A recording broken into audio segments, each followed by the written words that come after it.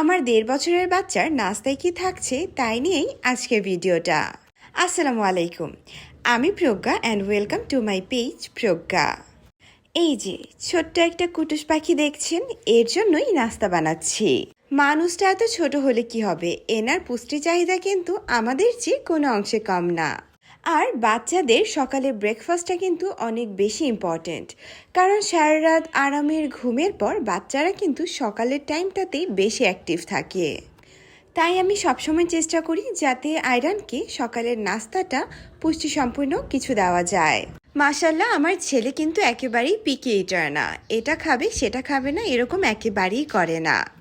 আজ সকালের ওর নাস্তায় আমি ওকে দেব টোস্টেড ব্রেড, আর সাথে থাকছে একটা কলা। টোস্টেড ব্রেডটা বানানোর জন্য আমি একটা ডিম নিয়ে নিয়েছি, এতে অল্প চিনি অল্প লবণ দিয়ে ভালো করে ফেটিয়ে এরপর সেই ডিমের মিশ্রণটাকে আমি রুটির মধ্যে দিয়ে নিচ্ছি। এতে করে কিন্তু ওই রুটির পাশাপাশি ডিমের পুষ্টিটাও পেয়ে যাচ্ছে। আর বাচ্চারা ডিমটা কিন্তু এমনিতেই বেশ পছন্দ করে। আর আমার মতো যারা ছোট বাচ্চার মা আছেন, তাদের অনেক সময় আশেপাশের অনেক মানুষের কাছ থেকে অনেক রকমের কথা শুনতে হয়, এই জিনিসটা খুবই কমন।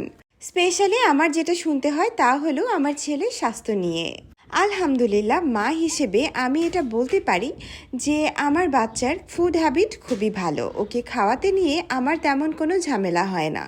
বাট মানুষের একটাই সমস্যা, আমার বাচ্চা কেন শুকনো, আমার বাচ্চা কেন এখনো মোটা হচ্ছে না। এখন ভাই দেখুন, আমার বাচ্চা সুস্থ আছে, আমার বাচ্চা তার প্রত্যেক বেলার খাবার ঠিকভাবে খাচ্ছে, সময় মতো খেলা করছে, সময় মতো রেস্ট নিচ্ছে। এতটুকু কি যথেষ্ট না একটা বাচ্চার জন্য? আমি বিশ্বাস করি স্বাস্থ্যটা পুরোপুরি আল্লাহর দান। বাচ্চা সুস্থ আছে এটাই আলহামদুলিল্লাহ, স্বাস্থ্য যখন হওয়ার তখন হবে। কিন্তু সিরিয়াসলি মানুষের এইসব কথা মাঝে মাঝে অনেক গায়ে লাগে, তখন খুব খুব রাগ হয়।